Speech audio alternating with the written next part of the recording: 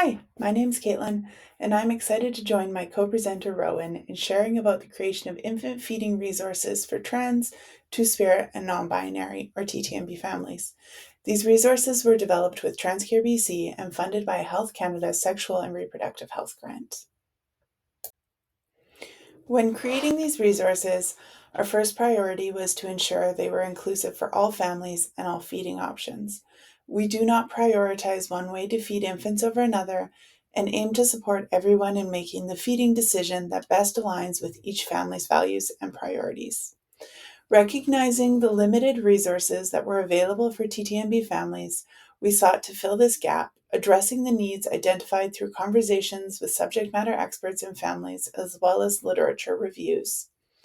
These resources are evidence informed and aim to present available research and evidence in an unbiased and accessible way.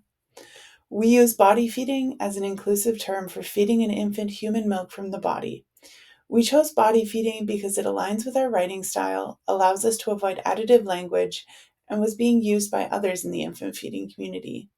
And as you will see throughout this presentation, we worked with an illustrator to create beautiful images to represent diverse families. This first document, entitled Deciding How to Feed Your Baby, has the inclusive messaging that there are many different ways to feed a baby with no one right way. It includes thought-provoking questions for parents-to-be to ponder and discuss for themselves and with care providers, such as, have you thought about how you are going to feed your baby? Do you have questions about how to feed your baby? How is your baby arriving, and how much time do you have before they arrive?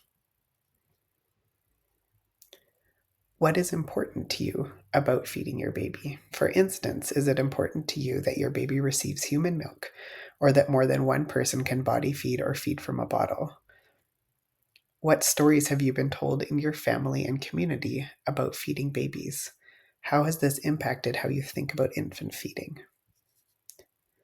Have you fed a baby before? If yes, what did you enjoy about this process? What would you change if you could? Are you planning to parent alone or with one or more partners or support people? If you are parenting by yourself, do you have a support person you can call on if you need help? Do you have any questions about how body modifications or gender affirming treatments may impact body feeding? Is cost a concern when thinking about how to feed your baby? What excites you about feeding your baby? What worries you about feeding your baby? If body feeding required significant time and energy commitment, would it be worth it to you? Why or why not? And when you think about feeding your baby in public, are you concerned for your comfort or safety? How would you like to feed your baby? In an ideal world, how would you feed your baby? Who would help you? And what would you need to achieve this goal? This resource, What to Expect During and After Pregnancy, provides information for people who are pregnant or thinking of becoming pregnant. It includes many different topics, including testosterone and pregnancy, chest changes to expect, how pregnancy may alter gender incongruence or dysphoria, considerations for choosing affirming body feeding clothing, lactation suppression, managing engorgement and mastitis, and mental health changes that may occur after pregnancy and when to seek help for these changes. This series of 3 patient-facing documents is specific to transgender, two-spirit, and non-binary parents, and includes topics such as body feeding after chest surgery, so discussing factors that may impact milk production and different factors to be considered both in pregnancy and postpartum, regardless of feeding choices. When there's a history of chest surgery. There's a document on testosterone and body feeding, which is a question that comes up quite often, and a document on binding during pregnancy and body feeding to discuss safety considerations, physical changes, and how to navigate them.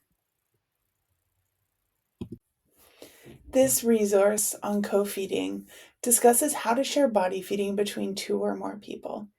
It includes important topics to discuss before baby arrives, considers planning for the immediate arrival of a baby in that first week or two after they're here, and also considers how to establish and maintain milk production in more than one parent.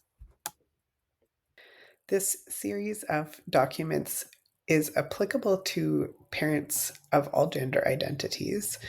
And specifically, we made these documents because they're very commonly needed infant feeding resources, but there were not any examples that we could find that were fully gender inclusive and included TTNB parents. So one of them is a document on pumping, so reasons for pumping, how to pump in different scenarios, considerations for getting support with pumping, and how to navigate challenging feeding situations to tailor to the family's individual needs. There's a document on responsive bottle feeding techniques for gestational and non gestational parents to feed their baby in a way that can also support body feeding for folks that are combo feeding. And there's the third document is a document about supplemental feeding systems. So it's just got some easy to read instructions with images attached and does not contain any gendered language. Thank you for taking the time to learn about these resources that we have created for trans, two-spirit, and non-binary families. They are available to download on our website in both English and French, so please take some time to explore these resources, and if you have any questions, feel free to reach out to myself or to Rowan. Thank you so much.